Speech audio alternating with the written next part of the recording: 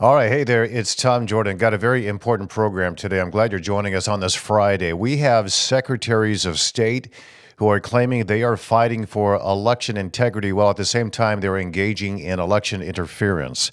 Probably know that, but some of you don't know that. So it's not just that they're making it easier to cheat, but the accusations now are that because courts have been ruling against these extreme radical far left individuals who are in control of these elections, they are now, the accusations are, actively engaging in bribes, you can call it that, towards justices who then rule in their favor.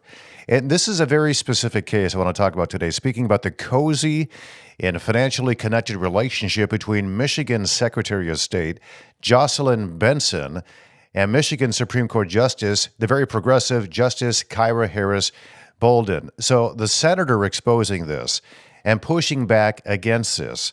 Well, join me in just a few seconds. Senator Jim Runstad of the great state of Michigan in just a few minutes. Also, after my discussion with the senator, we'll get to today's headlines. That's just a few seconds away. Also, just a reminder to chime in. You can comment, you can ask questions. In fact, if you want to ask questions of Senator Jim Runstad, put them in the comment section. We'll bring them up and we'll ask the senator those questions directly on the fly. In the comment sections, I'll get to those in a moment. Also, the best way you can help Tom Jordan Live is simply to subscribe. It's free.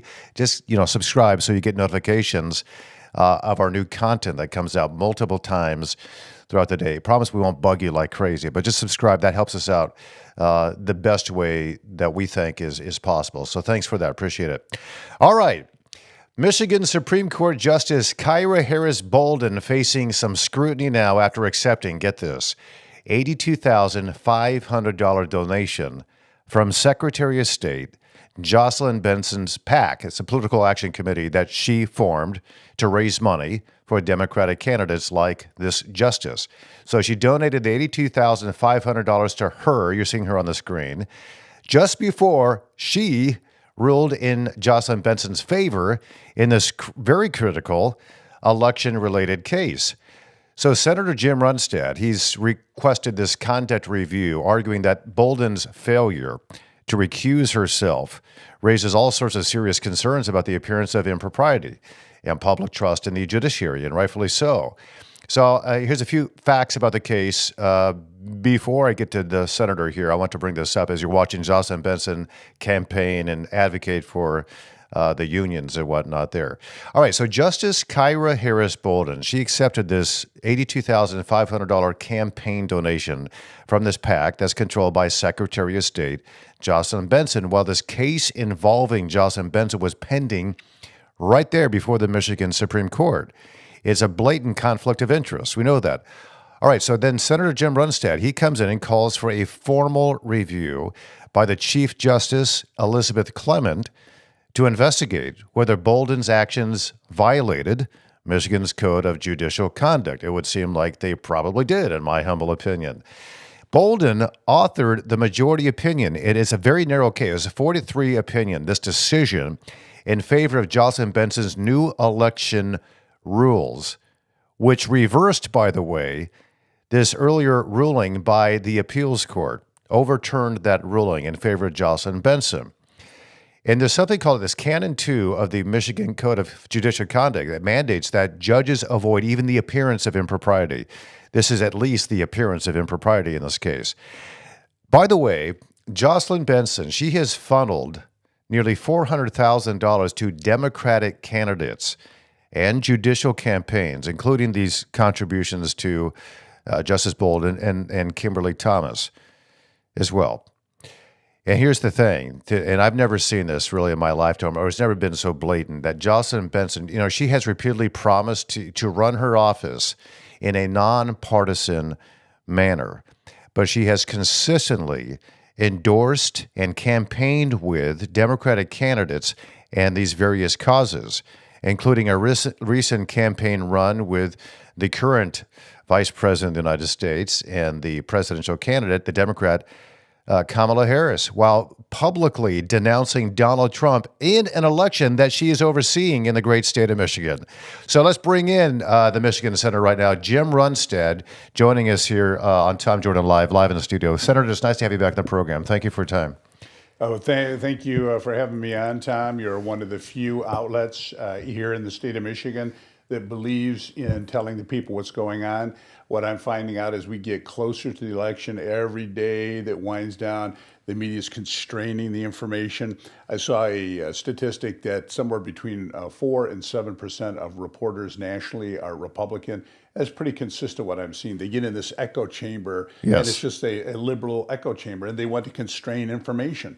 So I'm so happy to have this opportunity to be able to Yeah. talk on your show. Well, you're one of the courageous ones out there, one of the few, and there are a few that I know in the state Senate and in the state House who are willing to. I'm going to have you, if you don't mind. I guess our director is saying that they can't hear you as well, so I'm going to have you get closer to that mic there. But the issue, and you're absolutely right. The media ignores this, and they have the Secretary of State on their programs, and they praise her for all the awards she's getting, all the courageous, whatever that she, Jocelyn Benson, who is such a partisan and a far left progressive Secretary of State who used to work for the Southern Poverty Law Center, which is identifying Christian groups as hate groups and all these different things that she's been actively involved in. And yet she's running the elections in the state of Michigan. So if you could let's give some backdrop on who she is and what she has done in the state of Michigan while promising the public that she's going to be a nonpartisan, giving everyone a fair shake, and she's not going to involve herself in all these partisan activities. Yeah, she's done the exact opposite. Can you describe the election guidance that Jocelyn Benson has given, which appears, in my view, and a lot of other people's views, to favor Democrats, and this in the previous elections that we've seen in the state? Virtually everything she is doing is partisan to favor Democrats. She's the most partisan Secretary of State we've ever had in this state, and I'd say probably in the nation. It's absolutely partisan beyond belief. She's been overturned 8 times by the courts. And when I say 8 times, you think, well, what's the background of that? What she did is she would institute rules into the election manuals and guidance for the clerks that were illegal, constantly making up stuff in terms of rules that are not in the law. In fact, contrary to the law. It's absolutely illegal. You can only, from an administrative standpoint, look at a law and say, okay, this is what the intent of the legislature was, but they didn't address, how many employees they're going to need or the hours and stuff that's just simply to implement that law. That's not what she's been doing. She's been rewriting the entire law. And she does this before the election and knowing that the courts are not going to get around to it till after the election. They're not going to uncertify the vote. So she figures all I got to do is get through the votes or the election. And this is what she's been doing, including this case that we're talking about. She had all of these rules in the 2022 election that a poll watcher has to approach a liaison. There's no such thing as a liaison in the law. And then the liaison can determine if that concern of the poll watcher has any merit. And if not, then it disappears. Now, the law says the poll watcher has the right to go up to the poll worker, express their concern. That has to be documented in the poll book so they can audit that if there's any concern down the road. So there's just an example of her rewriting, and there was a bunch of these that have no applicability to the law. She simply doesn't care. So let's go back to this. Let's highlight that point, because this liaison, which is not allowed to be in the law anyway, it doesn't say anything about a liaison, but they're essentially they're vetting the challengers prior to getting to the poll worker. Exactly. And they alone can decide whether that challenge is credible or not. Exactly. Essentially. And if they don't like it, they send them back out. And that's exactly right. And so the Court of Claims, which gets government lawsuits, reviewed this and unanimously said it's illegal. You can't just write rules that are inconsistent with the law, completely contrary to the law. And then she appealed it up to the appeals court. Unanimous. You can't do this. But then we get to the Supreme Court, where she's donating piles and piles of money to the Supreme Court justices before the decision is made. So she gives $82,500 after she has filed this case at the Supreme Court. And lo and behold, Kyra Bolden and the other justice that she gave money to vote in her favor. And then to add insult to injury, Kyra Bolden writes the majority opinion over completely illegal. What they just simply do not care what the law is. And you're also correct about what she was saying in terms of when she ran for office. She said, I will tell you what, I am not going to be endorsing. We need to have a nonpartisan, a type of very neutral. That's the term she used. This is my pledge. And then what does she do? She's running around with Harris. She's fighting against Donald Trump. She endorsed Adam Ollier in his congressional race. She's giving mountains of money to Democrats, none for Republicans, violating every single thing that she promised the people when she ran for office. Right, and she's loved by all the left-leaning media, which is, as you pointed out earlier, the vast majority of the media outlets that are out there locally and across the country as well. You'll see her on places like MSNBC, Jocelyn Benson I'm speaking of, and what she's claiming is that the reason why she has to do that is because these poll workers are being intimidated by these poll challengers, and their lives are being threatened. There's bomb threats all over the country, and she's actively working with other secretaries of state, like in Arizona and these other states, trying to clamp down on election challengers across the country under the guise that they are actively, their lives, these election workers are actively being threatened. Is there any truth that you've seen to any of that? I haven't seen that, and if there was, hell itself is going to descend on that poll challenger. I talked to so many people, including reporters, that were there at the TCF Center, and they said that there was a ruling that the poll challenger has the ability to come within the 6 feet of the poll worker.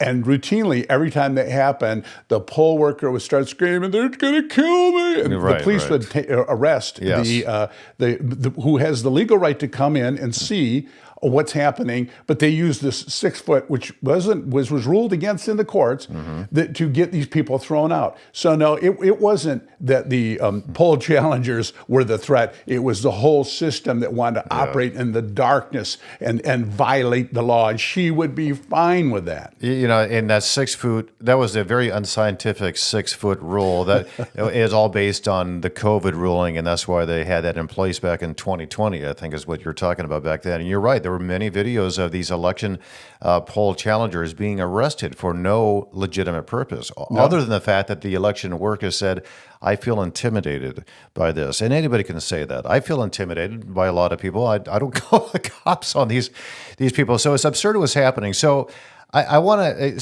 so Benson's guidance in this particular case, which Bolden appears to support as a Supreme Court justice. So this was all criticized, this guidance for favoring these partisan actors and limiting the bipartisan election oversight. So if the bipartisan election oversight is now being prohibited, what could that potentially mean in this upcoming election?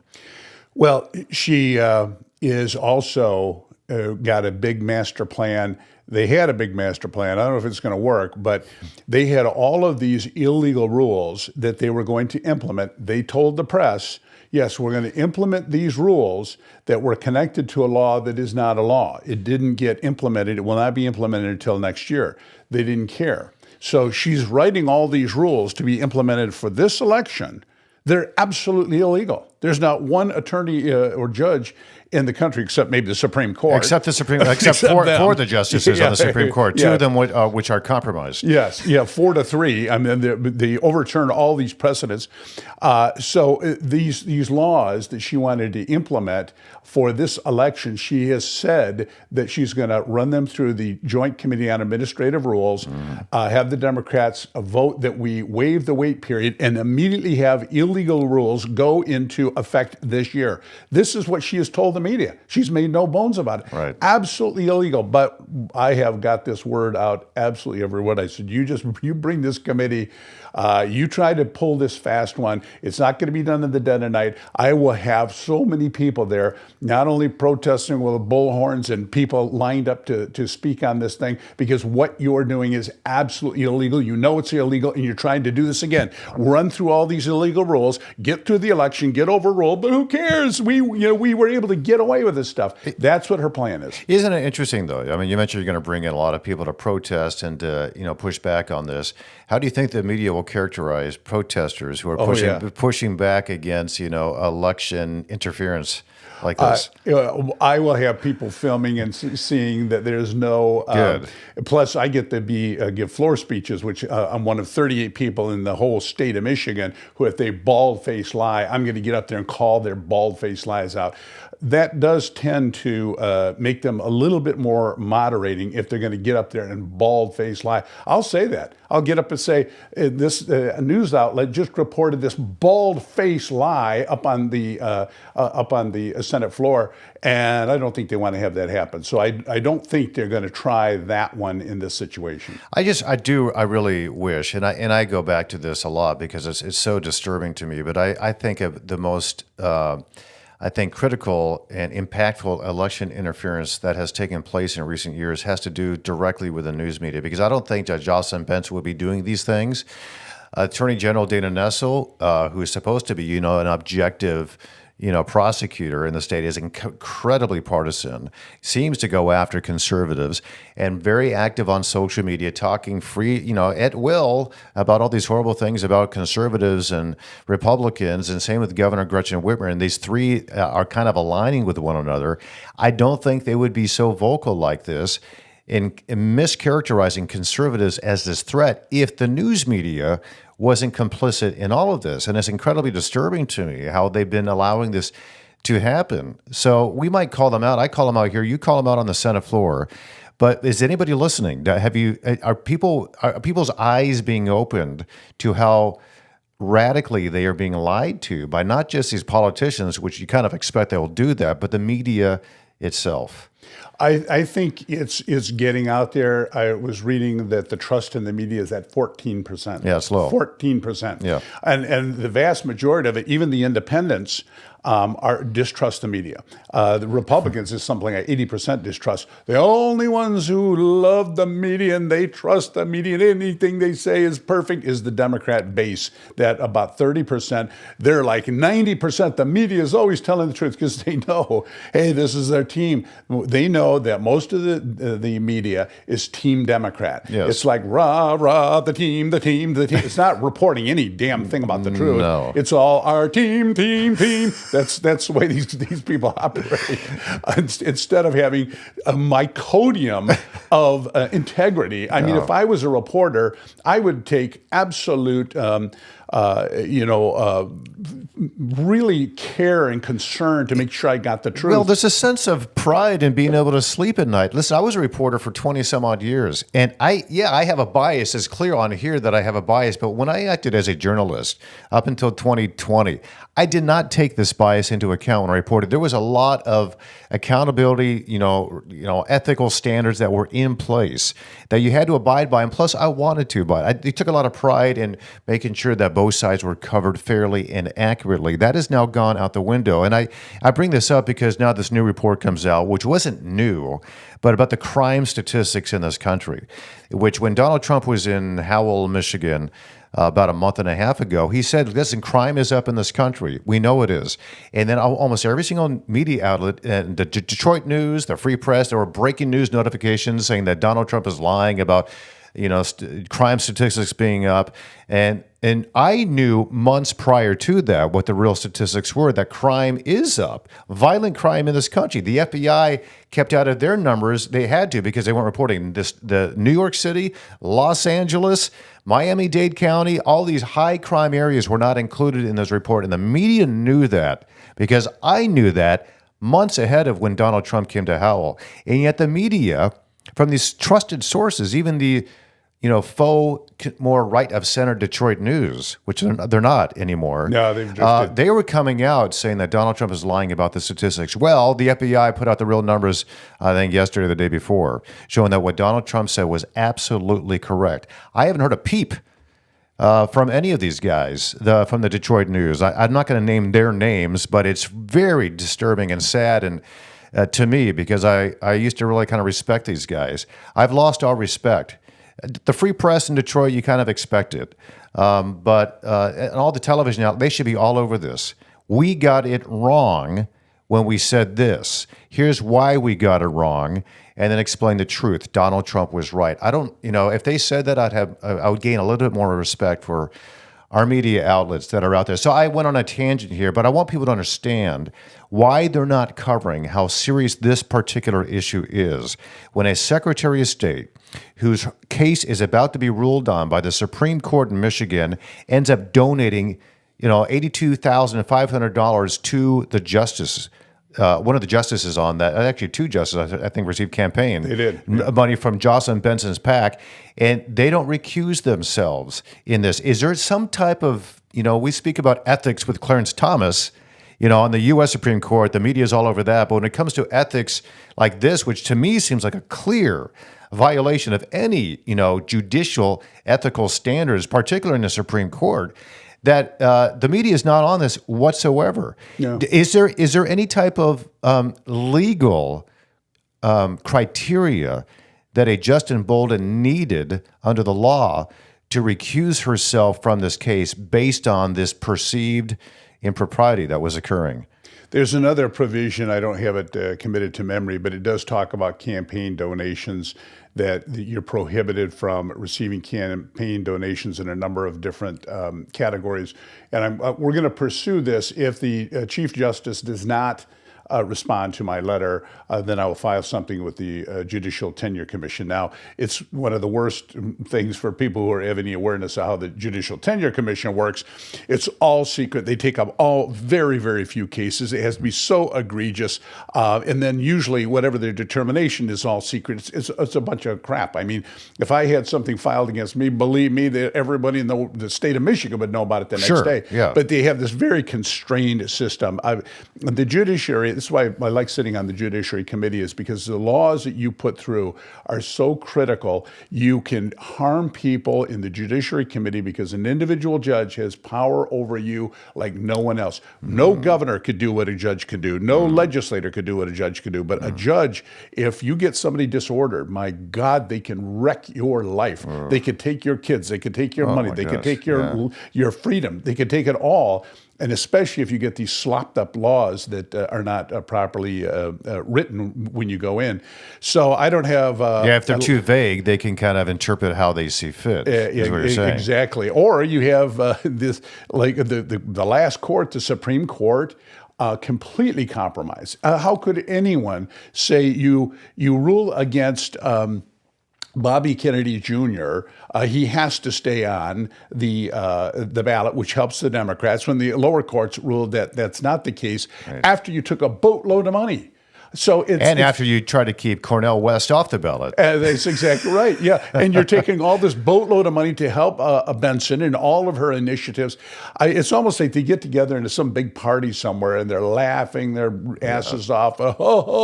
Yeah, we're putting the screws to the people here. We're just a big team. Probably half of the media there, maybe 3/4 of the media all in the big party. Yeah, we're part of the team. Yeah. It's just disgusting. It is. It's like they're on their own little bubble while the rest of us kind of watch, and it makes me sick, and I never wanted to be a part of anything like that. When I saw that happening in the media, in their collusion with all these particularly Democratic politicians, it made me sick. And so I got out, and I'm doing this, which I enjoy. There's freedom in it, and there's a calling. If you're a journalist, you want to be an activist, you shouldn't do that for the same reason if you want to be a Supreme Court justice, you shouldn't be an activist like we're seeing Kyra Bolden become. She has her own ideology, which is, I think, steeped in, I'll say this, in Marxism and this whole, social justice stuff. I spoke to her when she was running initially. I think she lost initially. Then she was appointed by Governor Whitmer after she lost. She has this social justice kind of ideology, that there are some some groupings that need to be more favored than others who should be disfavored based on their immutable traits. Yep. Anyway, if I remember my conversation with her correctly. But back to this at hand. So Chief Justice Clement now has this letter that you have written. Do you have any hope and confidence that she's going to respond to you in a favorable manner and kind of review what you've pointed out here today? I don't think she would, because she's let it drift this long. I mean, if she had an ounce of integrity, she would have went right up to those two justices who received the money and said, listen, ladies, you have to recuse yourself. Right. You have the complete trust of the 10 million people here in the state of Michigan that you're going to do the right thing, and that you're ruling on these cases where Jocelyn Benson is the defendant and you just received this gigantic pile of money.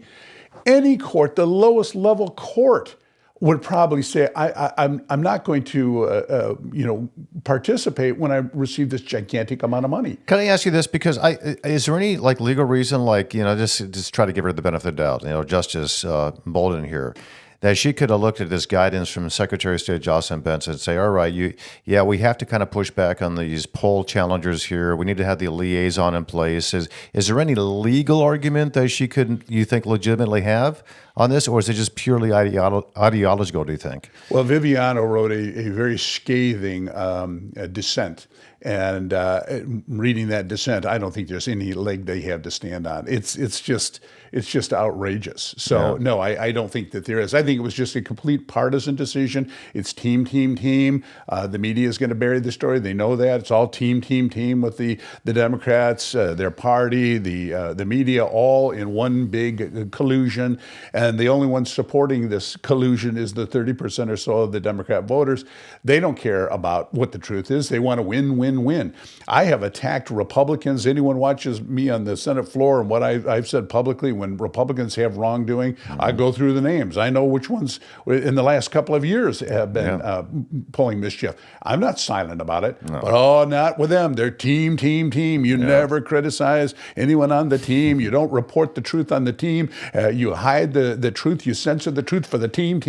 Right. And you know what the media calls that? Unity. When the Democrats did, it's unity when they're really just doing what they're told to do or else. When the Republicans attack one another, they call it it's a GOP party that's gone awry, and they don't know where they are, and there's all this division within the party. Well, honestly, critique and argument and all these, this is part of a democracy. We're supposed to go back and forth with one another to get some modicum of truth in the best way to go for everybody.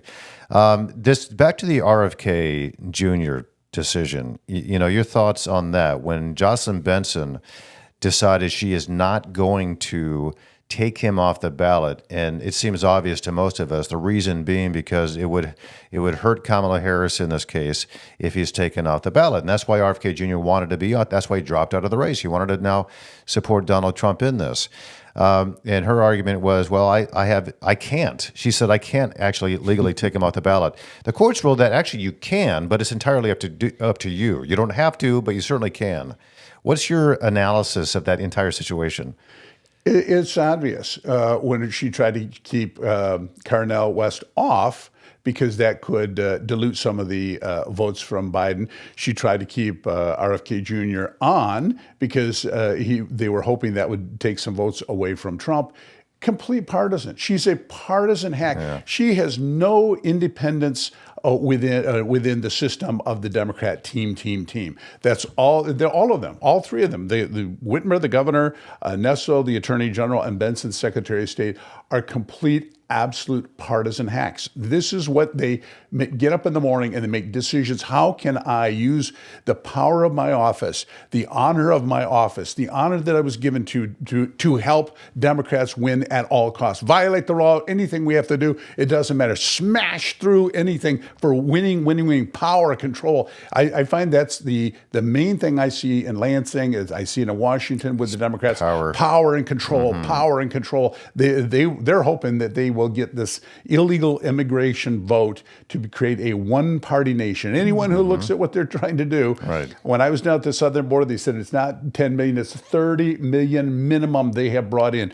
Now, all of those new congressional seats. Who told you that, by the way? I was down at the southern border. I remember. And there was federal law enforcement there. There was state of Texas law enforcement. There was sheriffs from all over the country, about 100. And they're all they've been intimately involved with all this. So they are the ones that told you that over the last 3.5 years, they believe it might be 30 million that have come across. It's a minimum of 30 million. Minimum of 30 million. I've heard it over and over again. So when Kamala Harris the other night, she said, listen, the Border Patrol, they're on my side. They support me and what I was trying to do to fix the problem that Donald Trump tried to stop so he can have political gain from this. And all. We talked about this the other day, so I don't get too far down in the weeds on that. But clearly that's not what happened. This Senate bill that she was hoping would pass would actually allow, I think, 1.8 million illegal immigrants a year. Oh, yeah. That doesn't fix the problem. That exacerbates it even further. It also gives the illegal immigrants in this country right now a pathway to citizenship. That is the real reason why the Republicans and I think 6 or 7 Democrats voted against it. And many of those Democrats were in these border states. They knew it wasn't going to work. It was only going to make it worse. So when you speak directly with these border agents and law enforcement, they're telling you a minimum of 30 million illegal immigrants came across the border under the Joe Biden and Kamala Harris administration. Yep. Do they have any support for this, Kamala Harris running for president, that they have confidence that she is going to actually provide a solution to this border crisis? It was so overwhelming of all the law enforcement. We went to events where, after it was a long day, we were going from one event to another where we're getting all this education. But, we get together afterward. There was not one that was going to support her. They were talking very passionately about the number of suicides among the Border Patrol. It's astronomical. And they were saying, if you get into this and you care about your country and you care about what's going on and you see murders and rapers and the most psycho cartel members coming in from Venezuela and terrorists and stuff, and you can't do anything. Because what they do is they send about 300 people bursting over all together with families and kids, and then all the resources go to that. They have so many things they have to do when those families come over. They have to have medical personnel. They got babies, all this stuff. At that time, they shoot over all of these high-value people. People have been deported for child rape and all this stuff. They come right back in again. And they have this whole system. They wear camouflage. They have rug shoes on so they can't be tracked, and they send them over and they get paid a ton. If they're really a high value terrorist, like an Iranian terrorist, they pay a minimum 100 to 150,000 to get them over. Probably Iran's paying for this to the cartels to get these real high value. So basically what you're saying here is that all these illegal immigrants that are coming across the border are making the cartels rich and more powerful, all the while this version of the Democratic Party are ignoring the problem and pretending that it is not occurring whatsoever. I've heard stories down by the border too, what some of these agents have seen in terms of children being, they say there are, I think it was Tim Walz who said, it was during the debate. Tim Walz said, children are not being used as drug mules. That's disinformation. No, they are. And some of them are dead and their bodies are being used to hide drugs within their dead bodies. That's how bad it is. I try not to say some of the things that I know are occurring down there because it's so gory and violent. So to that point there, where we somehow got onto illegal immigration, but it is very pertinent, and it does relate to Secretary of State Jocelyn Benson, because she came out recently after an illegal immigrant who she described as legal because they gave them legal status after they crossed illegally into this country, killed a couple of women in their car because Jocelyn Benson allowed this individual, illegal immigrant, to get a driver's license in the state of Michigan and a job. They helped him find a job as well. He just come here, make yourself at home. We'll take care of you. We'll help you find your way.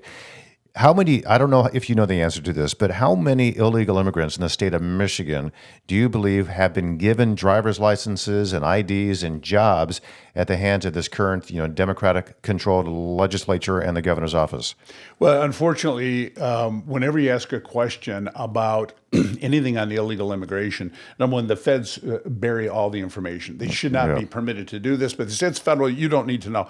Or paying the bill. Why would we know? And then Benson's office is so secretive. I wasn't aware of this specific case, but I will put in a FOIA, a Freedom of Information request, to find out how many illegals have gotten a driver's license. They should not be getting, that's not legal in the state of Michigan. When the Democrats put that bill in, they got such pushback. I was out there blasting it out there, and man, they pulled that bill back so fast. So she's not supposed to be doing that. So I'll get to the bottom of it. Look into that, because she actually came out. Jocelyn Benson stated publicly, "We gave this individual who just killed 2 women. It was an accident. It was a car accident, driving a delivery truck or whatever for the company that he got hired with the help of the Michigan legislator, or the people in power in the state who are Democrats." She came out and said, "No, we ended up giving him legal status, so he is now allowed to have a driver's license." We have some listeners and some viewers who are watching with some comments and I believe some questions as well. Adam's going to we're going to start off with this one. Carol Maroney Feigl, 30 million illegals coming over, far cry from what's being reported. Thank you both. That is a far cry from what's being reported. Are these, the people you spoke with down there when you were in Texas, right across the border from Mexico, and they were telling you it's a minimum of 30 million illegal immigrants who have come across. Are they saying that to these reporters as well, and they're just being ignored? There could have been reporters all over the place. You know how many reporters were there? None. Zero. None. Zero. If you put out any question on illegal immigration, are the reporters going to be down there talking to all of these law enforcement?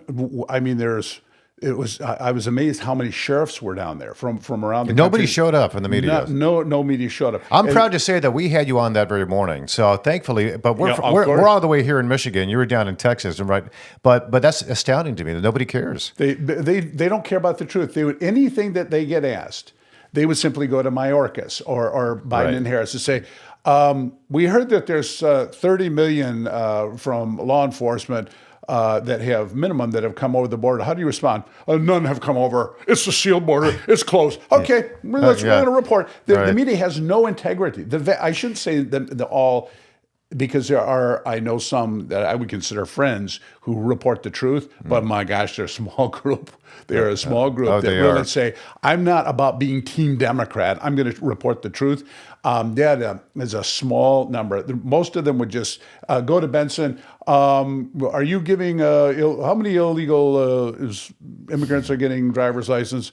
Let me check into that. And then that's the end of it. That's the end of it. They never get back. I've had many of these, the governor and others people said, I don't have those statistics right now, but I'll check it and I'll get back to you. They never do. They never come back. Same thing. And suddenly you can't get a hold of them. And saying, let's just bury it and move on, pretend like that never happened. It's incredibly concerning what's happening with the border and the crime. What do you make of these? We're told, and you just highlighted something that reporters do, that they go to the other side of the equation, whether Democrats or mayors or whatever, to get the answer they want to hear, and they use that information to push back. And I'm bringing that up because of these Venezuelan gangs that we do know are overtaking apartment complexes in places like Aurora, Colorado. They're doing it in California. They're now doing it in another state just came up. I think it was in Texas as well. But they are doing this, and it's being covered up by the media. They call it racist to acknowledge that these incredibly dangerous Venezuelan gangs, who are very dangerous in Venezuela, are now here in this country taking over these apartment complexes. Property managers are now coming out vocally saying, we can't collect the rent because the cartels and these gangs are now the ones being paid rent and they're forcing rent to be paid directly to them by these Venezuelan gang members. They have totally overtaken the system, and they're going apartment complex by these are the property managers saying this, being completely ignored by the news media. The reason why they're being ignored is doing what you just described. Somebody like a David Muir or someone else will go and talk to the mayor of that city. Martha Raddatz the other day, have they overtaken your city? Is the question they asked. No, they haven't overtaken the city. Okay, that's enough. Yeah. I don't want to hear about what they have overtaken, but just so long as the entire city is not overtaken and you've been, there's a coup that has taken place. I mean, that's what they care about. And they use that to bury the real danger. It happens small and it grows and grows and becomes systemic over time. Are you concerned about this becoming truly systemic and this country being overtaken eventually? It's going to be. It was so funny. One of the administration talking heads said, "Oh, it's just a few apartments." Yeah, just a few. Okay, yeah, that's always starts apartment with just a complexes. Few. Apartment complexes. It always has to start with one and then two and then you go. Right. But they're unconcerned. I mean, you have these foreign cartels, which you're right. It went from 400 million they were making annually under Trump to 15 billion now. 15 billion. 400 million to 15 billion. This is the kind of money they're making. And these Venezuelan, we had discussions about this with the law enforcement down there.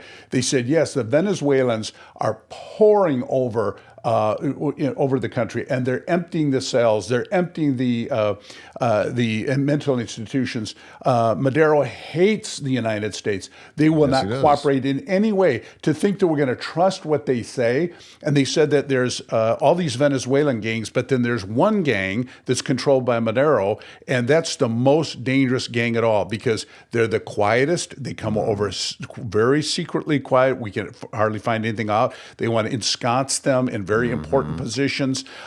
So that's the quietest. You will never hear about them. That's the most dangerous one. Yeah. And the media says, well, we didn't see that the Venezuela reported any that they're sending any criminals. So Maduro would not lie to us. He hates our guts. He will not take back a single one of these criminals back into his country. And yet they're so duplicitous. I just can't imagine being a reporter. Yeah. Get out of the business. Right. If you're so corrupt, you're so partisan. Get out of it. Go drive Become a truck, an activist. Become an activist or do something else. And exactly. So, we have time for one more comment, Adam. If we do, I think there's one more we can put up on the screen, and then we're going to thank the senator. Orlando Hodges, what is he seeing from a second Whitmer term? What can the public do to help against the wild Dems, the wild Democrats? What are you seeing from this is a kind of a general question, but generally speaking, I guess, what are you seeing during a second Gretchen Whitmer term? And what I see is that she's stepped on the gas like she promised she would. But what are you seeing? Oh, and I know Orlando Hodges. I've known him for a number of years. Okay. But it's more partisan. More because she wants to win the nominee for president, when Kamala Harris is done or Trump is done. And so you're seeing everything she's doing is from a messaging standpoint and trying to be as progressive left as she can because she knows there's going to be a primary for that Democrat nomination. But that's par for the course. What disgusts me is not what she's doing because that's what she's supposed to do to get reelected. Yep. It's the media that lies that's and the issue. media that says, gets down on bended knee, how can we help That's you? what they're doing. They're helping her. Yeah. She wouldn't be doing all of this if they weren't helping her do it. Yeah, exactly. It's the guard. You're supposed to be the watchdog, covering these people and making sure you're being honest about it, and they're not doing it any longer. One final question. I'll let you go. You got a very busy day, so I appreciate your time. Senator Jim Runstad with the great state of Michigan. Back to Jocelyn Benson. Do you feel? I guess I'll ask it this way. What do you think needs to happen in your state for people to actually have trust in this upcoming election? Wow. I mean, we have a completely corrupted, co-opted Supreme Court. That's the highest court in the land. And they're making illegal, unconstitutional rulings to favor Benson after receiving money. Yeah. It's so frustrating. And then we have a co-opted media. There's almost no coverage of this. Your show, and when I sent that letter, there was you and a couple of other outlets that were even reporting this. Yeah. All the rest of it's buried. Yeah, buried. I mean, this a story that probably in any other state, even in New York or California, would be a huge scandal. And the media in Michigan buries it because I think they're afraid. I think they're afraid because you mentioned judges can be pretty serious. There could be consequences if you cross judges, and knowing that they're kind of working in tandem with these Democratic politicians, I know for a fact that the Democratic politicians in this state and other states, they directly interfere with news coverage. They call in and intimidate news directors and producers and hosts. We're never coming back on your program again unless you become more Democratic friendly. That's what the Kamala Harris White House is doing right now, by the way. I know that because I've experienced it firsthand. So anyway, I appreciate it very much. Senator Jim Runstad, we wish you all the best. I hope the Chief Justice takes this up and takes it seriously. As you said, I don't have a lot of confidence that she will, but I hope to be pleasantly surprised. Thank you for what you do and being courageous in this effort. Always good to see you. Thank you, Tom. I appreciate your courage also. Yeah, thank you so much. Appreciate it. We hope no judges come after us. Please don't. But if you do, let the cards fall where they may, right? All right. So Senator Jim Runstad, he's just a phenomenal guy. Follow his stuff on Twitter. He's now actively combating this corrupt system in a state which I know that he loves, and a state that I love as well. And yet he's... hopefully more people are listening to him. So check out him on x.com. Jim Runstad, the senator in the great state of Michigan. All right, some news here. I want to update you on Israel and what's happening over there. The Israeli military you might have seen this yesterday, they have announced the death of Sinwar. He was the mastermind behind the brutal attack on October 7th of 2023. Sinwar, he led the Hamas and the effort here, and he orchestrated the massacre that left 1,200 people dead, 251 people were kidnapped. Many of them have been killed. He was killed himself in Gaza, where he remained as other leaders fled abroad, and his death marks a major victory for Israel as it continues to its campaign to dismantle Hamas leadership. They need to dismantle Hamas leadership to its very core, to its foundation. Otherwise, they will always be at risk. Yes, get the hostages out for sure, but also get rid of Hamas for sure as well, and Hezbollah and the Houthis. So Israel's government and Netanyahu, they came out and they confirmed the news with this striking photo of Sinwar's body amidst the rubble where they attacked. And, these are the consequences of his war against civilians, not the IDF, not Benjamin Netanyahu, but the wars himself as well. Sinwar's death won't end the fight. It is a key success in Israel's broader effort to neutralize the threats from Hamas and Hezbollah, along with weakening Iran and their regional influence as well. It's a big deal, so I just want to give you an update on that. Also, other headlines we want to get to. Kamala Harris, her campaign facing some significant headwinds as Donald Trump pulls even in the polls. And a glaring issue is the missing male Democratic voter. This was a big concern. A demographic Barack Obama recently criticized, blaming their lack of support for Harris's underwhelming numbers among African American voters. So now she's offering them money, right? She says, hey, listen, you vote for me, I'll give you forgivable loans. That's not a loan, that's a gift, taxpayer expense. Hollywood, of course, tried to boost Harris's standing with these awkward, men for Kamala advertisements. You might have seen those. Improv actors extolling emotional openness and masculinity at the same time. The response has been, I think, a little bit more cringeworthy than effective in that. A lot of memes out there now about these Kamala Harris men who are emotionally open and somehow masculine at the same time. You can be emotional as a man. I'm not saying you can't. We get emotional here too. But anyway, these are cringeworthy efforts to convince men to kind of lay down their masculinity in order to support Kamala Harris. So I think maybe they're misreading men in this. These men that are reluctant to support her, it's not because they think they're too macho. It's because they don't like her politics and the things that, identity politics means for men in this current culture in which we live in. That men, especially white men, but I think black men are seeing this too, that this is not who we are, who you're identifying men and manhood as. Manhood is actually a good thing, just as womanhood is a good thing. But again, identity politics, it pits one group against the other, and that is the whole critical theory aspect, the critical gender theory, critical race theory. We talked at large about that the other day. So, hey, listen, I want to thank you for watching today. I hope you have a fantastic weekend. The best way you can help us out here is simply go to our YouTube page, Tom Jordan Live, go to X, go to Facebook, Spotify, Apple Podcasts. It's free, completely free. All you need to do is subscribe to our free subscription. And if you could share our podcast, whether it's on social media or, somebody else, a friend of yours, get the word out there. Important conversations like we had today with Senator Jim Runstad. We keep having those important conversations because a lot of other outlets are not doing that. And I'm committed to seeing the truth and helping you see it as well, as I'm learning along with you.